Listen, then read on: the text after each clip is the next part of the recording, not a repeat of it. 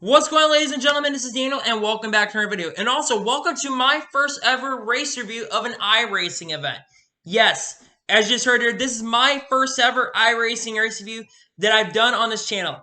Let's just talk about what happened in the race and just go through the results as well. So, to start off, the first thing I want to talk about is Jimmie Johnson decided to, who was like 20, 30 miles an hour, slips up the racetrack, and basically took out a bunch of guys and wrecked a bunch of cars. Then you had Bubba Wallace get in the chase, selling at one point in this race. And then you have multiple big ones that struck Austin Cindric at the beginning of the race with Anthony Alfredo. They spun out. There were 9 cautions in this race, and it was a wreck-filled event in this race. It was just... But then it comes down to we come down to the final 20 laps of this race, and it just turns into one of the most incredible shootouts I have ever seen. It looks like this race is going to come down to Timmy Hill and Garrett Smithley for the win. Those two guys, in my honest opinion, had the 2 fastest cars in this race. It looked like at one point William Byron was going to be up in front and contending for this win, but he got into Ross Chastain and really never felt the magic there. And I honestly thought that Ty Majeski was going to have a really good day as well.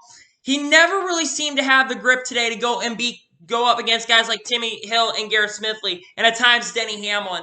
It didn't look like he had a car that could honestly win this race. And after all the strategy took place, he never really got up to the front. We come to the final 20 laps of this event. And like I said, I think it's going to come out between Timmy Hill and Garrett Smithley.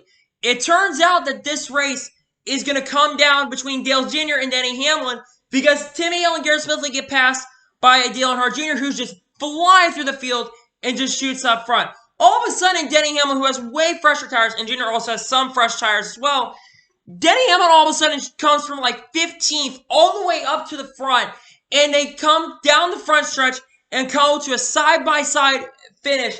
Denny Hamlin on the outside, Jr. on the inside. They bang doors coming down the front stretch, and Denny Hamlin, yes, Denny Hamlin wins the first ever iRacing Pro Invitational Series Race at Homestead Miami Speedway. What a final! The final 20 lap series were just incredible. It was so fun to watch. And now let's just get into the results of the race. Also, before I do get into the results, pretty cool Denny Hamlin won because he is donating $5,000 to, I think, for COVID-19 relief if he won the race. So that's really cool to see. I'm glad Denny Hamlin won. Yes, am I completely happy Denny Hamlin won? No, but at the same time, we all came together today. I'll talk more about that as well. So, anyway, let's just get into the results. So, Denny Hamlin wins the race. Dale Earnhardt Jr. finishes second. Really good day for Dale Jr. He was up front at points, and then he got the lead with like 10 to go. Just couldn't hold on to the lead. Denny Hamlin just had a better car at the end of the race. Timmy Hill, third place. Fantastic run. Good to see him running up front. Chase Briscoe finishes fourth. Garrett Smithley fifth. Alex Bowman sixth. Bubba Wallace seventh. Eighth place, Ryan Preece. Like I said, Ty Majeski, who finished ninth. He never had the speed. I don't think he had a car that honestly could win this race. And then 10th place was Eric Jones. 11th, Matt Benedetto. 12th, Landon Castle. 13th, Parker Kligerman. 14th, Ross Chastain. 15th, Joe Logano. 16th, Clint Boyer, who was in Race Reporter. That was pretty cool for Fox to do that. 17th, Ryan Truex. 18th, Bobby Labonte. 19th, Ty Dillon. And rounding out the top 20 is Justin Allgaier. 21st, Ricky Stenhouse Jr. 22nd was Austin Cindric. 23rd, Michael McDowell. 24th, Chase Elliott. 25th, Brad Keselowski. 26th, Christopher Bell. 27th, Austin Dillon. 28th, Chris Buescher. 29th, Kyle Busch. 30th, John Hunter Nemechek. Jimmie Johnson, who struggled throughout the day, comes home 31st. Anthony Alfredo, who at points was up in the front, contending for the lead at times. He comes home 32nd. 33rd, Kyle Larson, the guy who a lot of people thought was going to win the race, kind of struggled throughout the day. He comes home at 34th, and finishing last and in 35th place was Kurt Busch. Now let's just talk about my review of the race. I know this review is going to be really short and sweet, but I just wanted to get my opinions out of the race. So, let me just say for the record, the first like 80% of this race was like a crash-filled event. Like I said at the beginning, there was like 9 cautions in like the first 80 laps. But in the final 20 laps was some of the best racing I've ever seen. Not just in NASCAR real life, but on the iRacing simulator as well. I think they came together in this race as well. People came together and put on a really, really good show today. And yes, this was not the first iRacing event live on, this is not the first iRacing event live on TV. We've had multiple races on NBC when the Peak Antifreeze guys came on. But I think that this was an exceptional event. At points today on Twitter, I saw that this race was the #1 event live on Twitter, and I just was like, wow, #1 trending thing on Twitter, I should say. And I was just so happy to see that. That was phenomenal. And I think what iRace, I've said this a lot, and I know I keep harping on it time and time again in multiple videos, but you can't do this with any other sport. You can't do this with baseball. You can't do this stuff with football or the NFL. You can't do this with the basketball or the NBA. You can't do this with soccer. You cannot do this with any other sports but the motorsport scene.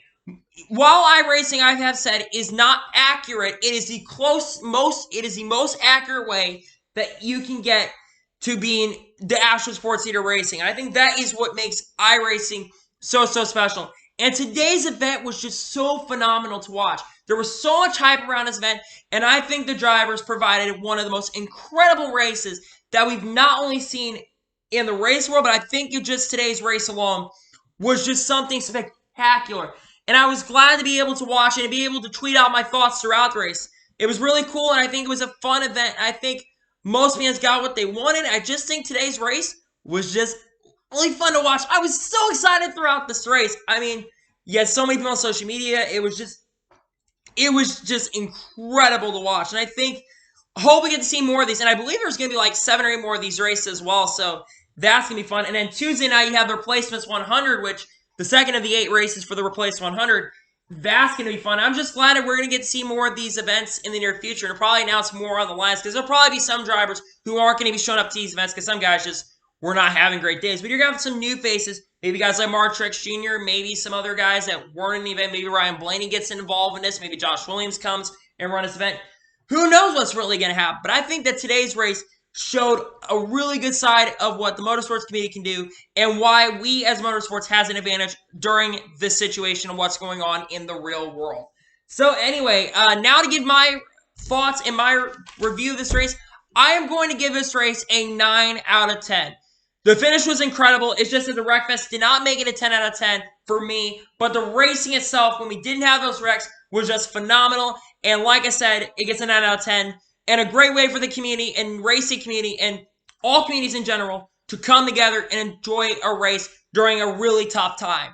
So yeah, that is going to be it for my review from the Dixie Vodka 150 and the iRacing Pro Invitational Series Race at Homestead. So anyway, I want to thank you guys for watching today's video.